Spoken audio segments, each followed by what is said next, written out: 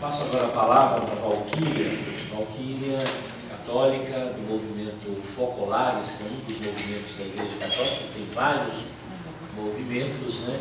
Chama Focolarinhos, né? Um movimento internacional, nasceu na Itália, né? Na Itália, um movimento que tem uma proposta muito forte de unidade, de solidariedade universal, enfim, é um dos movimentos católicos. E ela aqui representa o padre Jairo Grajales, que está conosco na coordenação, representando a Arquidiocese de Brasília, Dom João Braz. Bom dia a todos. Hoje é meio difícil, né? Eu penso também para os pastores como para os padres estarem aqui, né? Porque o domingo é um dia cheio, né? Nas paróquias, nas comunidades. E eu estou aqui mesmo assim, né? Em nome do movimento dos Focolares, né? Como o Jair já disse, que trabalha pela unidade, né? E tem sido muito edificante para nós, como igreja, trabalharmos juntos nessa questão, né? Em unidade nessa questão. E depois, assim, né, como o Jaime já disse, a Igreja Católica em Brasília aderiu, né? E a gente está trabalhando para mobilizar o maior número de pessoas que, né, não só querem estar na marcha, mas querem que, né, que a coisa realmente pegue, né, e permaneça entre nós, né, essa ideia a favor da vida. Eu agora quero, por último, acho que passar a palavra para a doutora Marli, que esteve conosco na última audiência pública na Câmara. Ela vai fazer na verdade aqui vai fazer uma explanaçãozinha, não no sentido que seja menor, no sentido do tempo, né? Porque ela poderia falar horas sobre esse assunto. E trazendo um pouco algumas informações importantes para nós do ponto de vista a respeito dessa questão do aborto. Ela é médica, ginecologista, católica, trabalha no hospital da Ceilândia e, como ela mesma tem se apresentado, tem feito um trabalho muito grande de amparo às mulheres, até aquelas que lá se apresentam depois de um aborto, uma tentativa de aborto provocado. Então, ela tem uma vasta experiência nessa área e é a partir dessa experiência que ela tem aceitado percorrer aí, aonde ela é convidada, trazendo alguns dados importantes, principalmente para contrapor a essa propaganda tão forte que tem sido colocada agora nos últimos dias, de números que a gente fica assim, de onde saíram esses números? De onde estão? Quem está disso? Qual a fonte? E é isso que ela vai tentar aqui agora colocar para nós. Com a palavra, a doutora Marli. Bom dia a todos. Vou pedir permissão para falar de perto, porque você está dando conselho. A senhora quer falar dali? Só vou pedir o pessoal descer um pouco a evidência, porque tá, a luz aqui está...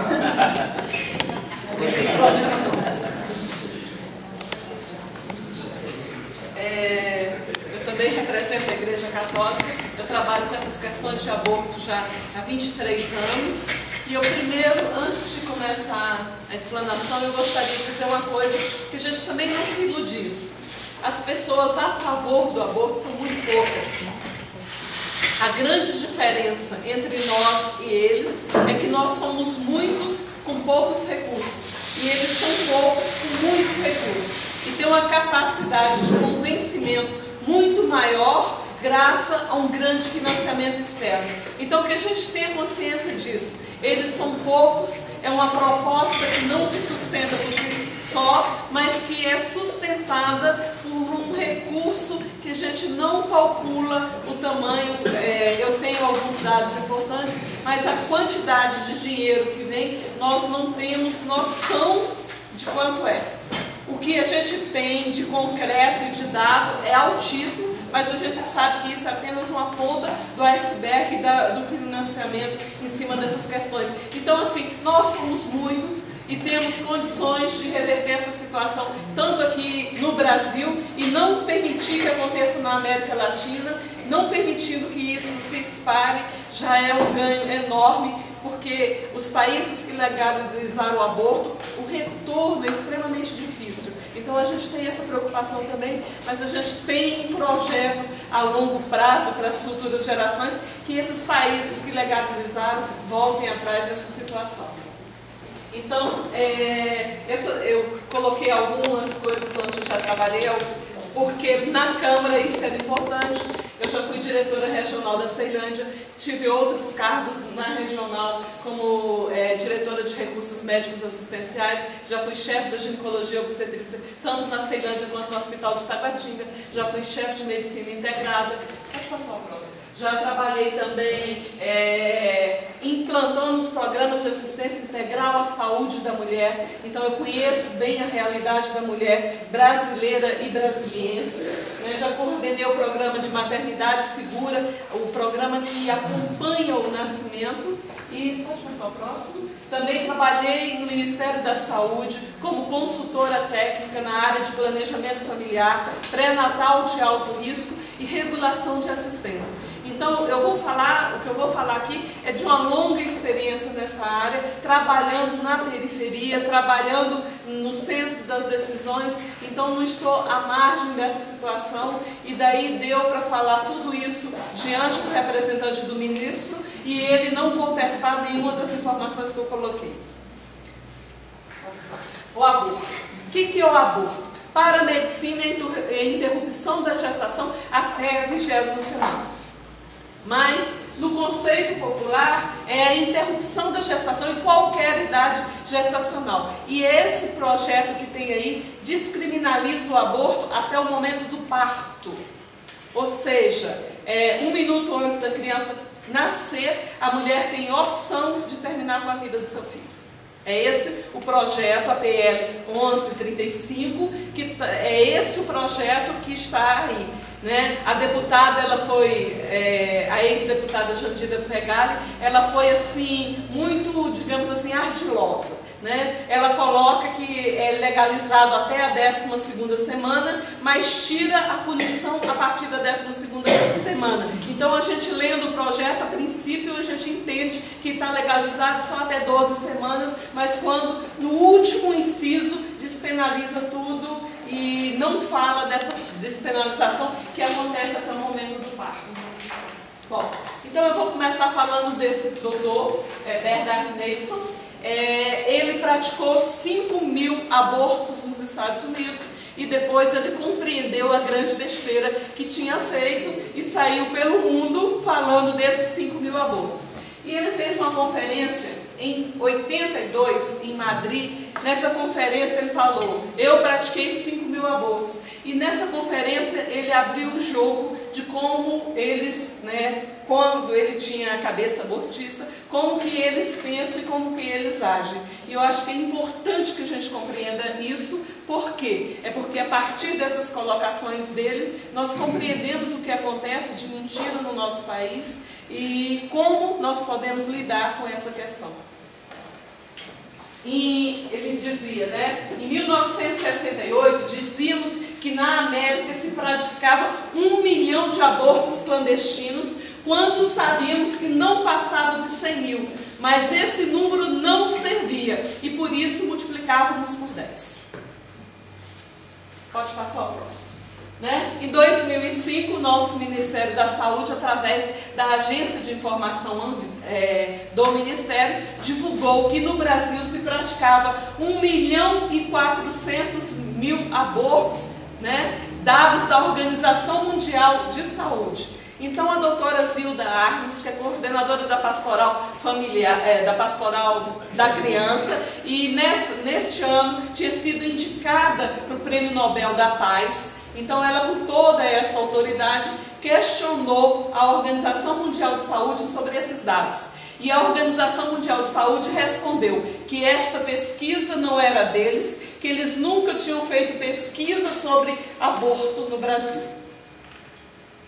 Então, como é que o Ministério da Saúde divulga uma pesquisa da Organização Mundial de Saúde sobre o número de abortos no Brasil e essa própria Organização Mundial de Abortos desconhece esses dados e desconhece essa pesquisa? Por quê? Porque tinha um projeto para ser votado e era importante esses dados. Então, a Agência Nacional de Saúde coloca na internet, no site do Ministério da Saúde, um dado mentiroso.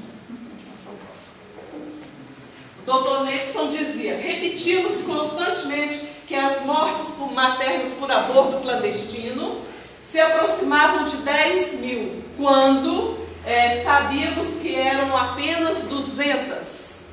Mas esse dado também é interessante. Passa o próximo. Essa aqui, eu peguei os dados do DataSUS sobre total de mortes maternas por aborto nessa série histórica de 96 a 2004. Vocês podem ver que em 97 tiveram 118 mortes maternas por abortos. E todos os outros anos menor do que isso. Mas por todos os tipos de aborto, inclusive os abortos espontâneos, os bebês que morreram intraútero. Então, este dado não corresponde à mortalidade materna por aborto provocado. É a mortalidade materna por aborto. Mas aí estão incluídos também os abortos espontâneos e outras consequências. Tá bom? Então, a ideia de 10 mil mulheres que morrem é mentirosa e 200 mulheres também não corresponde à realidade nacional. Pode passar o próximo. Então, ele dizia assim: essa tática do engano e da grande mentira, se repete constantemente, acaba sendo aceita como verdade. Então, o que nós estamos vendo hoje? O ministro Temporão dizer que é importante legalizar o aborto no Brasil por causa de que é uma questão de saúde pública. Na invasão no Rio de Janeiro daquela favela do Alemão, morreram 13 pessoas num único dia. Isso não é questão de saúde pública, mas 12 mulheres que morreram de aborto no ano passado, que foi esse, 12 mulheres que morreram de aborto provocado no Brasil no ano passado, só foram 12. Isso é questão de aborto, isso é questão de saúde pública. Então a gente entende que existe um descompasso do Ministério da Saúde com a realidade nacional. Pode passar o próximo. Então, a legalização do aborto é uma violência contra a mulher, em primeiro lugar. Em segundo lugar, é um problema interno de saúde pública. Não é o que o ministro disse, que é o contrário disso. A legalização, sim, é uma violência contra a mulher, e a legalização, sim, é uma questão de saúde pública, e é sobre isso que eu vou discorrer agora, tá? A verdade é que existe uma série de ações externas querendo legalizar o aborto no Brasil.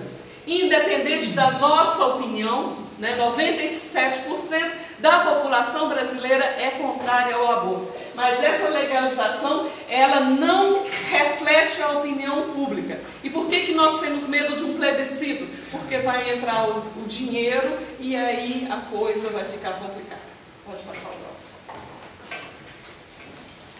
Então, como já foi dito, eu estou repetindo, o governo brasileiro assume posição ambígua nessa questão.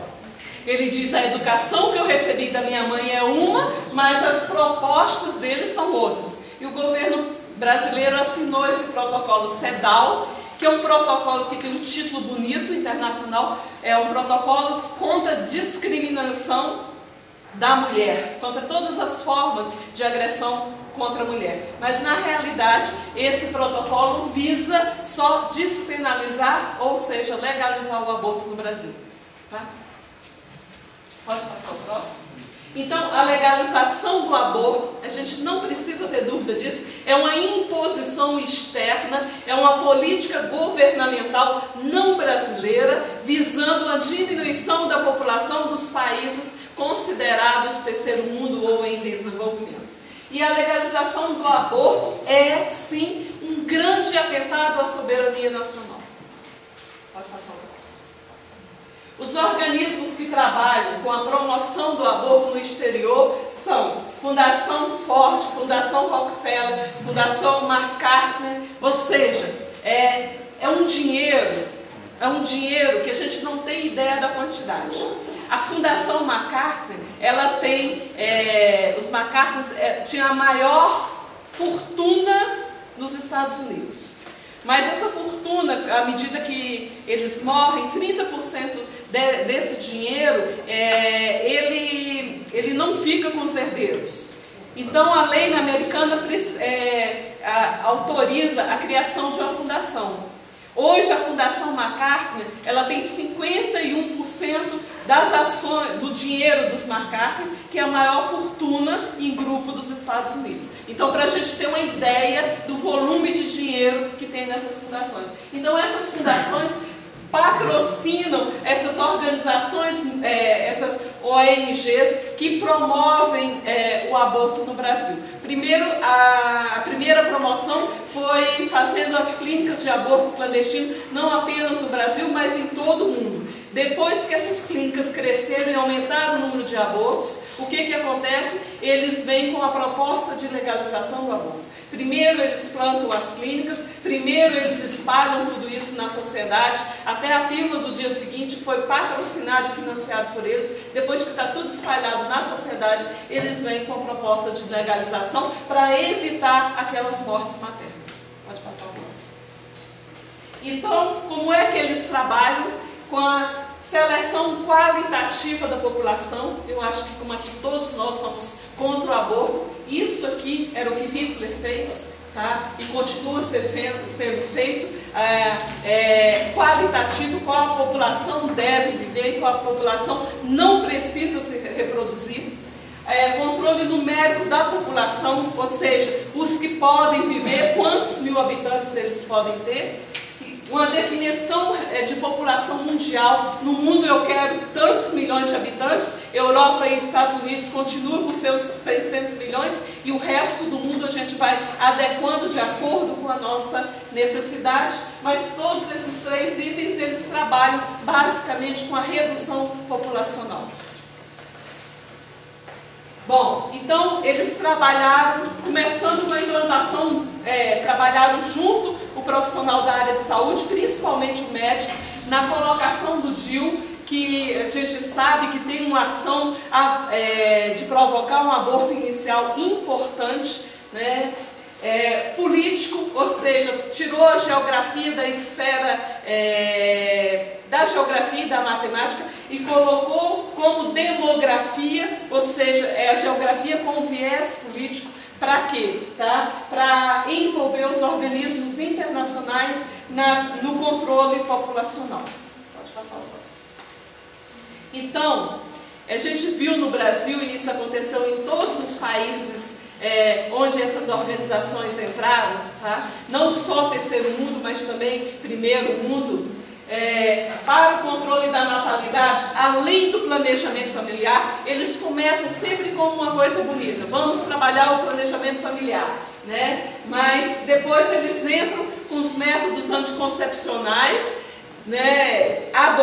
Que promovem o aborto, como a pílula do dia seguinte e como as medicações, até que não tem aqui no Brasil, como a RU 486, e depois eles entram com um processo de esterilização maciça da população, como a gente já acontece com nossa população, e por fim eles entram com as propostas de aborto efetivamente. Então, eles vão trabalhando gradualmente a população até chegar com a proposta de aborto. Hoje nós temos no Brasil o aborto legalizado em todas as situações, sem a ação do legislativo, que as mulheres vítimas de violência sexual, elas podem chegar na rede pública sem um boletim de ocorrência e dizer assim, olha, meu marido me violentou e por isso eu tenho o direito a fazer o aborto no hospital público. Como não precisa do boletim de ocorrência,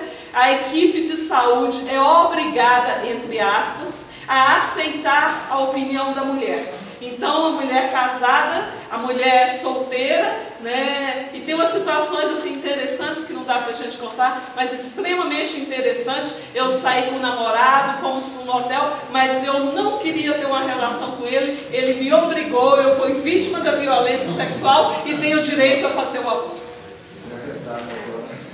Bom, então, gente, o aborto é uma violência contra a mulher e a gente não tem a dúvida disso. A mulher, um trabalho feito na Alemanha, tá? Porque lá ela tem que fazer uma declaração por que ela está querendo o aborto.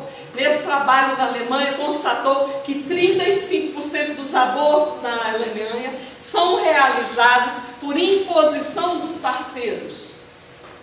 Tá? Então não é uma decisão dela, 35% é o companheiro que a obriga a fazer o aborto. Tá? Então é uma violência emocional contra esta mulher. Então, esse professor que fez essa pesquisa na Alemanha, ele disse o seguinte, que na Alemanha, antes do aborto ser legalizado, 10% dos médicos eram favoráveis ao aborto. Depois da legalização do aborto, houve uma inversão e hoje 90% dos médicos fazem aborto na Alemanha sem peso na consciência, porque se transformou num grande negócio. Então nós sabemos, por esses dados, que se o aborto for legalizado no Brasil, as pessoas que eram contra, a grande maioria se coloca a favor e a equipe de saúde passa a trabalhar favorecendo os abortamentos no país. O aborto é uma violência contra a mulher. A mulher tem quase três vezes mais possibilidade de morrer de um aborto do que morrer de um parto. Então, essa história que é uma proteção, gravidez de alto risco, isso hoje nós vemos que também não é verdade, porque esta mesma mulher, quando ela faz um aborto, ela tem 35% de chances, ela tem quase 3 vezes por cento de chance a mais de morrer de aborto do que de parto normal. E hoje tem um dado interessante também, que eu não coloquei aí, mas a mulher que faz um aborto, ela tem uma possibilidade muito maior de ter câncer de mama do que a mulher que tem o filho. Pode passar o próximo. O aborto é uma violência psicológica contra a mulher. Eu atendo em consultório, já tem... Quantos anos tem o Luiz Felipe? 21, né? Eu fiz o parto da Valquíria, do mais velho dela, 21 anos. Então, já atendo em consultório mais do que isso. E o que a gente vê é o seguinte, a mulher que fez um aborto, ela vai enfrentar problemas a vida inteira. Não são todas, não. Mas a grande maioria vai ter consequências psicológicas. Elas têm uma dificuldade muito maior de engravidar. Elas, quando elas engravidam, elas perdem a criança com a facilidade muito grande. Elas têm um aborto espontâneo depois do aborto provocado, uma quantidade muito grande, é o que nós chamamos de infertilidade. Elas têm ameaça de parto prematuro. A mulher às vezes faz um aborto e na gravidez seguinte a gente fica doida para tentar conseguir levar essa gravidez até o final, porque ela entra em trabalho de parto. É muito difícil às vezes a gente conseguir parar esse trabalho de parto, porque ela sente na consciência o peso do outro filho que ela perdeu.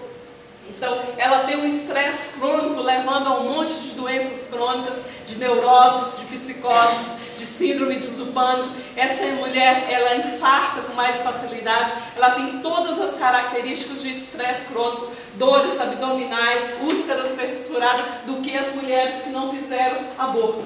Elas têm outras doenças e têm riscos muito maiores. Por exemplo, a mulher que fez um aborto o ano passado, ela tem 6 vezes mais chances de morrer esse ano de uma causa violenta não relacionada à gravidez e parto, porque ela se cuida menos, ela se envolve em mais confusão, ela tem uma chance maior, inclusive, de morrer de acidente de trânsito, de ser atropelada, de pôr fogo na casa sem querer, de envolver numa briga e levar um tiro. Então, é uma violência psicológica contra a mulher. Pode passar o próximo. Essa frase é uma frase muito interessante, que é de uma das maiores líderes feministas americanas. Então ela dizia, né, nas conferências mundiais a respeito de população, no Cairo e Pequim, ela repetia o tempo inteiro: se todo esse nosso trabalho de promoção da mulher resultar no aumento de nascimentos, será que esses financiamentos externos continuarão chegando nessas organizações não governamentais? Aí, né, nessas conferências, ela perguntou a várias pessoas e ela nunca teve resposta. Ela não sabe a resposta, mas nós sabemos a resposta. não chegam. Esse dinheiro todo chega a essas organizações não governamentais para uma redução da população. Se todo um trabalho de direitos sexuais tiver um efeito contrário do que eles imaginam, um aumento do número de filhos, esse recurso externo vai parar de chegar. Tá? Eu tinha colocado esse slide porque eu ia debater com uma delas, mas infelizmente na última hora ela não foi, mas ficou aí o slide. Pode passar o próximo. Vocês estão vendo esse aqui, o mapa mundo, tá? Se vocês deram uma olhadinha ali, os Estados Unidos e o Canadá estão em branco. Aí depois a gente pega a Europa, está tudo em branco. A Áustria está tudo em branco. Mas olha a região da América Latina, a África, cheio de quadradinho.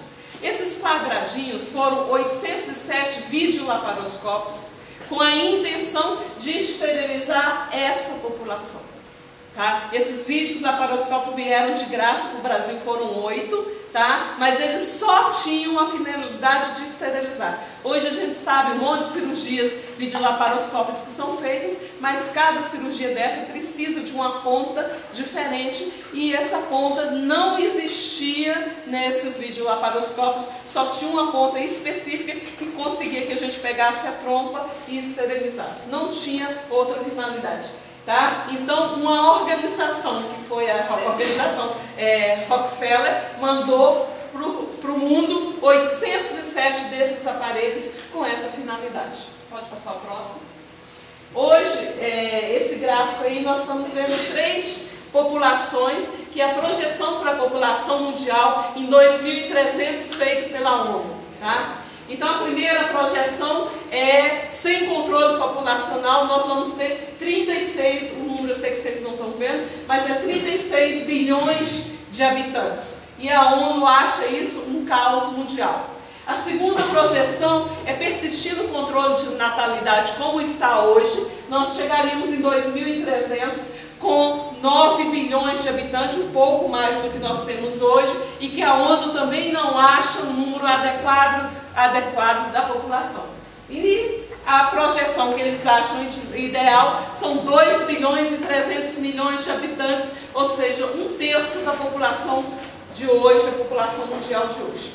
Tá? Mas ela trabalha com esses 2 bilhões e 300 de população mundial, mas trabalha com 600 milhões para os Estados Unidos e Europa. Ou seja, a população americana e europeia não precisa modificar. O que precisa é uma redução drástica da população do terceiro mundo. Pode passar o próximo. Então, eu queria citar a questão de saúde pública, né? Que o ministro Temporão repete. Agora ele diminuiu até um pouquinho o dado, né? Era 250 mil curetagens depois de aborto, agora ele está falando em 220 mil curetagens pós-aborto no Brasil por ano. É verdade ou é mentira? Não, é verdade. Pode passar o próximo. São 220 mil curetagens, mas não é pós-aborto provocado. Tá? Então, por restos de aborto espontâneo, está nesses 220 mil. Óbitos embrionários, o bebê morreu dentro do útero materno. Então, se esse bebê for pequeno, essa mulher é submetida a uma curetagem, mas não tem nada a ver com aborto provocado. Reação endometrial por gravidez ectópica, a mulher está grávida na trompa, então a parte interna do útero precisa ser curetada na maioria das vezes. Então entra também aí, né? Neoplasias gestacionais. Em vez da mulher engravidar e ter um menino, ela tem um câncer que se chama mola, que não tem nada a ver com aborto. É um câncer que tem que ser curetado, né? E entra nessa estatística. Hiperplasia endometrial, a mulher perto da menopausa, né, como nossa, a maioria daqui já está chegando aí, então sabe que muitas vezes a mulher perto da menopausa tem grandes sangramentos e às vezes precisam fazer uma curetagem. Câncer de endométrio não relacionado com a gravidez também é feito curetagem. Restos placentados pós-parto, ganhou o menino e a placenta não saiu inteira. Tudo isso entra nas 220 mil curetagens feitas no Brasil por ano. E uma parcela muito pequena, que eu deixei em vermelho, são por abortos provocados. Mas o ministro insiste em dizer que são 220 mil curetagens e não diz que existe um monte de outras causas, né, levando essas curetagens. Inclusive, um deputado perguntou diretamente ao Ministério da Saúde dessas curetagens qual a proporção de abortos provocados e o Ministério respondeu que não tinha os dados. Pode passar o próximo. Gente, o que é problema de saúde pública no Distrito Federal e no Brasil? Então, eu visitei as maternidades do Brasil durante 3 anos pelo Ministério da Saúde. Qual é o grande problema de saúde pública? São as mulheres que procuram as maternidades, vão de porta em porta e encontram os hospitais fechados, como vocês viram que aconteceu essa semana no Hospital da Samambaia. Isso é rotina. Eu trabalho há 23 anos na rede pública do Distrito Federal. Isso sim é uma questão de saúde pública. Essas mulheres passam da hora dessas crianças nascerem e aí esses bebês vão ter paralisia cerebral. Às vezes vão ficar tetraplégicos, às vezes vão a óbito, e o custo do sistema de saúde com essas crianças é altíssimo, e isso acontece todos os dias na nossa rede pública de saúde do Brasil, inclusive aqui no Distrito Federal. Também, o que acontece? A falta de leitos em UTI neonatal. Essa criança passa da hora de nascer e depois não encontra um leito de UTI neonatal. Agora, imagine se nós legalizarmos o aborto, como aconteceu na Espanha, e foi feito dentro do sistema público espanhol, 850 mil abortos em 10 anos. Vocês imaginam, nós não temos leito para parto. Legalizando o aborto, o que vai acontecer com a saúde pública brasileira? Na Romênia, para cada criança que nasce, 14 são abortadas. Dá para entender o problema de saúde pública que é o aborto? Pode passar o próximo. Qual é o problema de saúde pública brasileira? Está voltando a hanseníase por falta de medicação, está voltando a tuberculose por falta de medicação, mas não falta pílula anticoncepcional por R$1,20. Por que não tem a medicação para o hipertenso, não tem a medicação para o diabético, mas tem a pílula anticoncepcional a R$1,20? Então, esses sim são problemas de saúde pública que precisam de uma solução imediata. Pode passar o próximo. Então, para que nós sejamos racionais, o que é preciso? Tá? Atuar não apenas nas consequências, mas atuar na causa. E o aborto legalizado, que nós sabemos, vai ser mais um problema de saúde pública. Pode passar o próximo? O próximo também? E quais são as causas do aborto no Brasil? São muitas. A principal delas foi um financiamento externo, fazendo multiplicar as clínicas de abortos clandestinos. Na Áustria, nenhum médico se propunha a abrir uma clínica de aborto clandestino. E aí, a Françoise Klinsley, que é uma das principais feministas americanas, disse assim: vamos achar um médico separado, divorciado, que tenha filhos, que esteja desempregado, com muitas contas a pagar. Quer dizer, ele está com a vida toda, né? E aí a gente monta uma clínica e dá de presente para ele. E foi assim que aconteceu. Tá? Então, hoje no Brasil, nós temos entre 40% e 60% da população feminina esterilizada em idade fértil.